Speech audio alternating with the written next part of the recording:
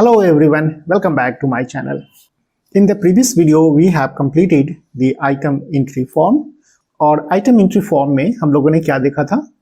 तो यहाँ पे हम लोग एंट्री कर रहे थे item name and price और item name और price एंट्री करने के बाद हम लोग क्लिक करते थे सेव आइटम को, तो वो आइटम हमारा चला जाता था MongoDB डेटाबेस के अंदर सेव होने के लिए, राइट। और आज के वीडियो में हम लोग इस इंटरफेस को अपडेट करने वाले हैं और कुछ नई चीजें सीखने वाले हैं।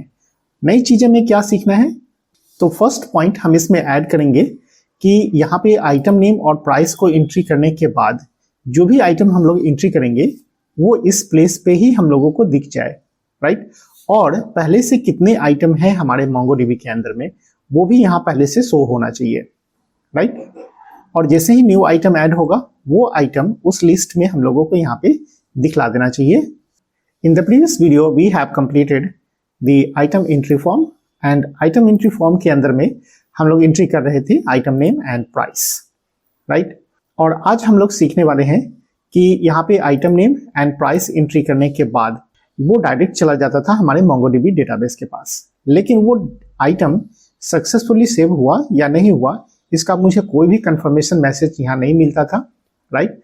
तो मैं क्या चाहता हूं कि item name and price save होने के बाद मुझे यहाँ पे एक टोस्ट मैसेज मिले कि मेरा डेटा सेव हुआ या नहीं हुआ।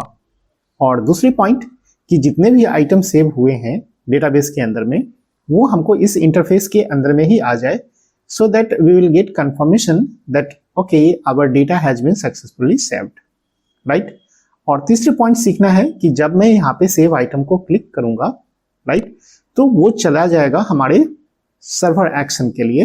और जब तक सर्वर एक्शन हमारा काम करेगा तब तक यहाँ पे मुझे एक पेंडिंग मैसेज शो करना चाहिए कि okay your data has been sent to the server action and it will take some time, till then just you have to wait, right. और इसको समझने के लिए हम लोग आ जाते हैं अपने डायग्राम के ऊपर में और यहाँ पे है हमारा डायग्राम, राइट। तो यहाँ तक तो हम लोगों ने कर लिया था कि आइटम एंट्री फॉर्म होगा और फॉर्म डेटा को हम लोग हैंडल कर लेंगे यहाँ पे हैंडल एंट्री फॉर्म के अंदर में, और वैलिड डेटा को सेंड कर देंगे सर्वर एक्शन के पास। सर्वर एक्शन के पास जाने के बाद ये हमारा बैकएंड प्रोसेस करेगा, राइट। और यहाँ पे जब तक हमारा प्रोसेसिंग चलता रहेगा तब तक यहाँ पे हम लोगों को पेंडिंग मैसेज मिलना चाहिए सेव बटन के ऊपर, राइट। और जैसे ही हमारा प्रोसेस खत्म हो जाएगा तो दो चीजें यूजर इंटरफेस के पास आएगा। पहला पॉइंट कि अगर हमारा डेटा सक्सेसफुली सेव हो गया तो जो भी न्यू डेटा होगा उस न्यू डेटा से हमारा यूजर इंटरफेस अपडेट हो जाना चाहिए, right. And the second point क्या होगा कि हम लोगों को एक टोस्ट मैसेज शो करेगा यूजर इंटरफेस के पास कि हमारा जो डेटा है वो सक्सेसफुली सेव हुआ या वो रिजेक्ट हो गया, राइट। और इन सारी चीजों को इंप्लीमेंट करते हैं हम लोग आज के इस वीडियो में। So let's come to our VS code and implement the code. So this is the item entry form and this is the page, right? And inside the page we have rendered the item entry form.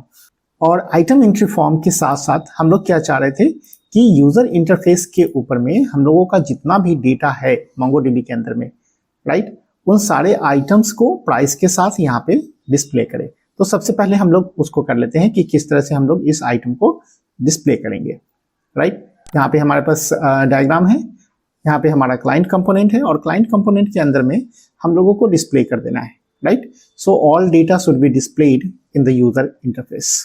So head over to VS code और यहाँ पे हमारे पास page है और page के अंदर में हम लोगों को डेटा चाहिए होगा, राइट। तो डेटा चाहिए होगा तो उसके लिए हम लोगों को एक DB कनेक्ट जो हम लोगों ने बना करके रखा है MongoDB के लिए, राइट, पहले उसको इम्पोर्ट कर लेते हैं यहाँ पे। सो import and DB connect, right. और दूसरा चाहिए होगा model, so import and item model है हमारे पास तो आइटम मॉडल को इंपोर्ट कर लिया, ऑल राइट। और जब भी हम लोग यहाँ पे डायरेक्ट डेटाबेस के साथ अगर कुछ ऑपरेशन करते हैं तो उसके लिए हम लोग को चाहिए होता है asynchronous function. So first you make it asynchronous and then perform the task. तो आप लोगों को पता है कि यहाँ पे हम लोग को कोई भी API राउट क्रिएट करने की जरूरत नहीं है, हम डायरेक्ट यहाँ पे एक्सेस करेंगे डेटाबेस से आइटम को, राइट। तो यहाँ पे सबसे पहले हम लोग क्या करेंगे तो DB कनेक्ट को कॉल कर लेते हैं so that our connection has been established और कनेक्शन होने के बाद हम लोग वहां से डेटा को फिल्टर कर लेंगे, right.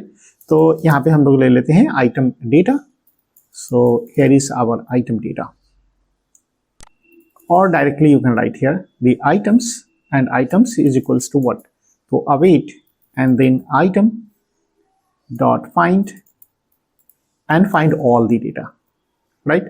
Once you will get all the data, then you have to render it. अब यहाँ पे आप आइटम को मैप कर लो, तो यहाँ से हम कर लेते हैं items dot map, और यहाँ पे ले लेते हैं हम लोग आइटम, राइट, और इंडेक्सिंग के लिए आई ले लेते हैं, and then render the item name as well as the price, right. तो यहां से हम लोग कर लेते हैं return and then create a paragraph, और पैराग्राफ के लिए आपको की बनाने पड़ेंगे, तो की में हम लोग इंडेक्सिंग कर लेते हैं यहाँ पे, और पैराग्राफ नहीं बना करके हम लोग बना लेते हैं division. So here is div, and div के अंदर में हम लोग को दो चीजें चाहिए होगी, item name and the second one is for the price. तो यहाँ पे हम लोग सेकेंड डिवीजन बना लेते हैं और उसमें रख लेंगे हम लोग प्राइस को, राइट। तो यहाँ पे हम लोग कर लेते हैं आइटम डॉट आइटम नेम, और यहाँ पे हमको चाहिए price, so here is item dot price. Now head over to our browser and see whether all the data has been fetched और नॉट। तो यहाँ पे आते हैं हम लोग अपने ब्राउजर के ऊपर में, और यहाँ पे देखो हमारे पास डेटा आ गया, राइट। अब इसको आप थोड़ा सा कस्टमाइज कर लो, और कस्टमाइज करने के लिए हम लोग थोड़ा टेलविंड CSS का यूज करते हैं, right. All right, so we have got the information but it is not looking good. थोड़ा सा हम लोग इसका विड्थ भी मैनेज कर लेते हैं। अब UI को मैनेज करने के लिए आप यहाँ पे सेट कर लो division, and inside this division you just have to put all this item, और यहाँ से हम लोग कट कर लेते हैं और पेस्ट कर लेते हैं एक सेपरेट डिवीजन के अंदर में, और डिवीजन के लिए हम लोग सेट कर लेते हैं क्लास नेम, राइट। और क्लास नेम हमारा यहाँ पे होगा कि मैक्सिमम विड्थ कितना रखना है, so maximum width is XL and MX auto and margin top 10 नहीं 5 ही रखते हैं। All right, so let's come to our browser. All right, so it is looking good, the one part we have completed, right. You see यहाँ पे हमारे पास क्या चाहिए था, यूजर इंटरफेस के ऊपर में इंफॉर्मेशन चाहिए, जो इंफॉर्मेशन पहले से हमारे MongoDB डेटाबेस के अंदर है, राइट। तो इसको तो हम लोग यहाँ पे UI के ऊपर में रेंडर कर लिया। अब नेक्स्ट रिक्वायरमेंट क्या है कि जैसे ही हम लोग यहाँ पे न्यू आइटम को ऐड करेंगे और सेव बटन के ऊपर क्लिक करेंगे, तो सेव हो जाने के बाद हमारा न्यू आइटम यहाँ पे इमीडिएटली शो करना चाहिए, राइट। तो अब हम लोग चलते हैं न्यू आइटम को कैसे यहाँ पे ऐड करके डिस्प्ले कराएंगे। तो अभी देखो यहाँ पे हम लोग अगर न्यू आइटम डालते हैं, यहाँ पे हम लोग एंट्री कर लेते हैं माई new item, right, and the price is suppose like this, और हमने यहाँ पे क्लिक किया सेव आइटम के ऊपर में, तो हमारा फॉर्म तो क्लियर हो गया, लेकिन जो न्यू आइटम आया ना वो इस न्यू आइटम के अंदर में शो नहीं हुआ, राइट। लेकिन जब आप पेज को रिफ्रेश करोगे तो आपको न्यू आइटम आ जाएगा, माई न्यू आइटम, राइट। तो हम ऐसा नहीं चाहते थे, हम चाहते थे कि सेव आइटम पे क्लिक करें और क्लिक करते ही इमीडिएटली हमारा न्यू आइटम यहाँ पे शो करे। और इसके लिए क्या होना चाहिए कि हमारा ये जो पेज होगा ना वो रीरेंडर होना जरूरी है, राइट। तो जब तक आप इसको रिफ्रेश नहीं करोगे तब तक तो रीरेंडर होगा नहीं, पेज रीलोड होगा नहीं, और जब तक पेज रीलोड नहीं होगा तब तक हमारा ये न्यू आइटम नहीं आएगा। अब इसको अचीव करने के लिए हम लोग चलते हैं अपने कोड के ऊपर में, और यहाँ पे हमारे पास था आइटम एंट्री एक्शन, राइट। अब यहाँ से हम लोग क्या करेंगे कि हमारा जो पेज है वो सेव हो जाने के बाद रीवैलिडेट करें, राइट। और रीवैलिडेट करने के लिए यहाँ पे आप इंपोर्ट करोगे रीवैलिडेट को, और कहाँ से करेंगे हम लोग, तो हम लोग करेंगे next/कैश, क्योंकि ये कैश मेंटेन करता है, और कैश के अंदर में हम लोग चाहते हैं कि रीवैलिडेट करें, ठीक है। तो रीवैलिडेट पाथ, और रीवैलिडेट पाथ करने के लिए अब यहाँ पे रीवैलिडेट करने से पहले देख लो, आप कंसोल की जरूरत है नहीं, आप डायरेक्टली यूज कर लो रीवैलिडेट पाथ, राइट। और कौन से पाथ को रीवैलिडेट करना चाहते हो वो पाथ नेम दे दो, राइट। तो हम क्या चाहते थे किस पाथ को, तो यहाँ पे जो हम लोगों के पास है प्रोडक्ट के अंदर में आइटम एंट्री उसको रिवैलिडेट करें, राइट। तो यहाँ से हम लोग कॉपी कर लेते हैं, प्रोडक्ट के अंदर में जो आइटम एंट्री है उस पाथ को रिवैलिडेट करना है, राइट। तो मैं यहाँ पे सेम पाथ बता देता हूँ, प्रोडक्ट के अंदर में आइटम एंट्री को रिवैलिडेट करो, दैट्स ऑल, नथिंग मोर। अब हम लोग चलते हैं फिर से अपने पेज के ऊपर में और टाइप कर लेते हैं यहाँ पे test my new item, right. और प्राइस कुछ हम लोग डाल देते हैं यहाँ पे और प्रेस करते हैं save item, right? So we have got the test my new item. All right. So it's a single line of a statement that will achieve everything. The next point is, after saving this information, I want to show the success message or failure message. अगर हमारा failure होता है फिर भी message दिखलाओ, और अगर success होता है फिर भी मैसेज दिखलाना है। इसके लिए मुझे इंस्टॉल करने पड़ेंगे टोस्टिफाई को, राइट। सो रिएक्ट टोस्टिफाई हमारे पास यहाँ है, आप लोग भी अगर चाहो तो इसको इंस्टॉल कर सकते हो, रिएक्ट टोस्टिफाई को। और यहाँ पे आपके पास डॉक्यूमेंटेशन है, आप चाहो तो इन सारे डॉक्यूमेंटेशन को पढ़ सकते हो। और अभी के लिए हम लोग यहाँ पे इसको कॉपी कर लेते हैं, npm install react toastify, and आते हैं हम कमांड प्रॉम्प्ट पे, और यहाँ पहले हम अपने सर्वर को स्टॉप कर लेते हैं। So control C and then install the React Toastify. All right, so react toastify has been installed। फिर से हम लोग स्टार्ट कर लेते हैं अपने डेव सर्वर को, तो npm run dev। All right, so now come to our VS Code and create a toastify। अब toastify करने के लिए आपको आना है अपने क्लाइंट कंपोनेंट के ऊपर में, जहाँ पे आपने फॉर्म बनाया था। अब यहाँ पे हम लोग को इम्प्लीमेंट करना है कि हम लोग टोस्ट को कहाँ पे शो करना चाहते हैं, right. So let's import our Toastify, और यहाँ पे हम लोगों ने इंपोर्ट कर लिया है टोस्ट कंटेनर, और टोस्ट को कहाँ से, तो रिएक्ट टोस्टिफाई से। और उसके यूजर इंटरफेस के लिए जो CSS इफेक्ट चाहिए होगा उसको भी हम लोगों ने यहाँ पे इंपोर्ट कर लिया। तो दो चीजें चाहिए होगी, रिएक्ट टोस्टिफाई के अंदर से जो डिस्ट नाम का फोल्डर होगा उसके अंदर में रिएक्ट टोस्टिफाई .css फाइल है, जो आप जो टोस्टिफाई इंस्टॉल किए होंगे उसी के साथ ये इंस्टॉल हो जाता है। Now create the toast container in our div। All right, so यहाँ पे हम लोग फॉर्म क्लोज हुआ, फॉर्म के नीचे हम लोग बना लेते हैं toast container, right. So here is our toast container. और इन सारे पैरामीटर को आपको अगर समझना है तो आप डॉक्यूमेंटेशन के ऊपर में जाइए, क्योंकि हमारा ये वीडियो अभी टोस्ट कंटेनर का नहीं है, just I want to show the toast message, right. तो टोस्ट कंटेनर का सेटअप हम लोगों ने कंप्लीट कर लिया। अब हम लोग टोस्ट मैसेज को डिस्प्ले कराने के लिए क्या करेंगे, तो आते हैं हम लोग अपने सर्वर एक्शन के ऊपर में, राइट। और यहां से हम लोग सक्सेस या फेल्योर का मैसेज रिटर्न करेंगे, right. So now create a try catch block, और यहां से हम लोग इंप्लीमेंट करेंगे अपने एरर मैसेज को, and inside the catch we will return the error message. और रिटर्न करने के लिए हम लोग डायरेक्ट एक ऑब्जेक्ट मैसेज कर लेते हैं, और यहां से कर लेते हैं सक्सेस इज फॉल्स, राइट। और अगर कोई एरर मैसेज नहीं हुआ तो हम लोग इस ट्राई ब्लॉक्स के अंदर रिटर्न कर देंगे success true. So we are writing here the return success true. Alright, अब यहां से जो वैल्यू रिटर्न होगा उसको हम लोग रिसीव करेंगे अपने क्लाइंट के ऊपर, और यहाँ पे हमारे पास है आइटम एंट्री फॉर्म। तो जो भी स्टेटस हमारे पास आएगा उस स्टेटस को हम लोग यहाँ पे रिसीव कर लेते हैं। So status is equals to await item entry and then form data, right. अब इस स्टेटस के अंदर में क्या इंफॉर्मेशन आएगा, तो यहाँ से या तो सक्सेस ट्रू आएगा और नहीं तो फॉल्स आएगा, राइट। तो आप इसको चेक कर सकते हो कि अगर स्टेटस डॉट सक्सेस ट्रू है then you have to display the toast message that okay, our data has been successfully inserted, right।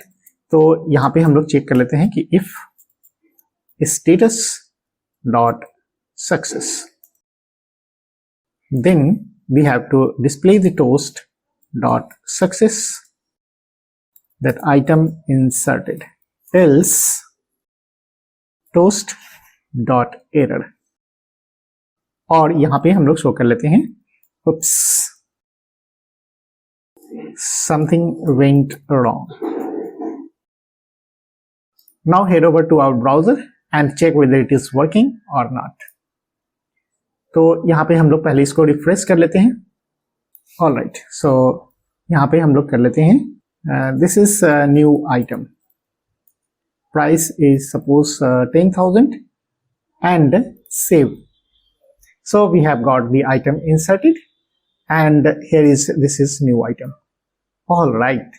So last काम जो हमारा बचा है कि जैसे ही हम लोग सेव आइटम के ऊपर क्लिक करेंगे तो क्लिक करते ही हमारा फॉर्म का डेटा चला जाता है सर्वर एक्शन को, and server action is immediately returning back a promise. और उस प्रॉमिस के आधार पे हम लोग यहाँ पे चाहते हैं कि इस बटन को अपडेट करवाएं. सो हमारा स्टेटस यहाँ पे आएगा या तो वेटिंग या नहीं तो पेंडिंग, राइट.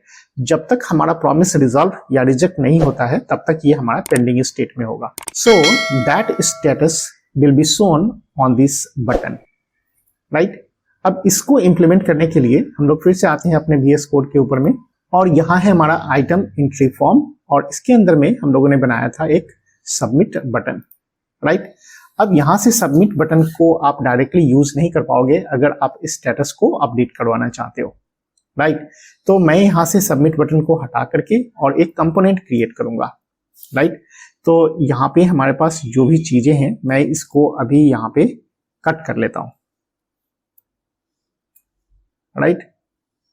और यहाँ आते हैं हम लोग कंपोनेंट फोल्डर के ऊपर में, और कंपोनेंट फोल्डर के अंदर में हम लोग एक न्यू फाइल क्रिएट कर लेते हैं, और फाइल का नाम रख लेते हैं हम लोग submit button .jsx, right. And here is our submit button, और यहाँ पे इसको हम लोग कैपिटल कर लेते हैं, and here is our button, और इसको हम लोग एक फ्रैगमेंट के अंदर में डाल देते हैं. All right.